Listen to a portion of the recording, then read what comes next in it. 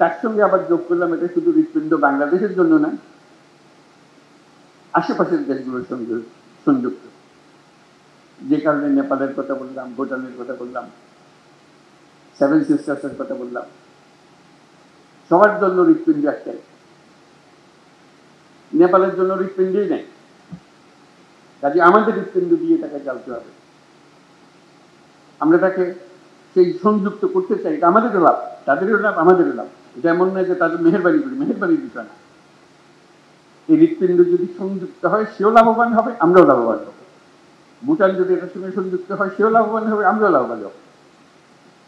Seven sister যদি এটার সঙ্গে সংযুক্ত হয় তারাও লাভবান হবে, আমরাও লাভবান হব।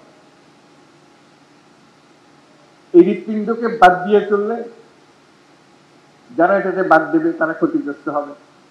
রক্ত সঞ্চালন হবে না সেখানে, অর্থনৈতিক সঞ্চালন হবে না সেখানে। এটা আমাদের কারো কাম্য না, তাদেরও কাম্য না, আমাদেরও কাম্য না। আমরা চাই যে সবাই মিলে আমরা এই বন্দর থেকে এই সঞ্চালনটা পাই, শক্তিটা পাই, অর্থনৈতিক শক্তি জেগে ওঠে।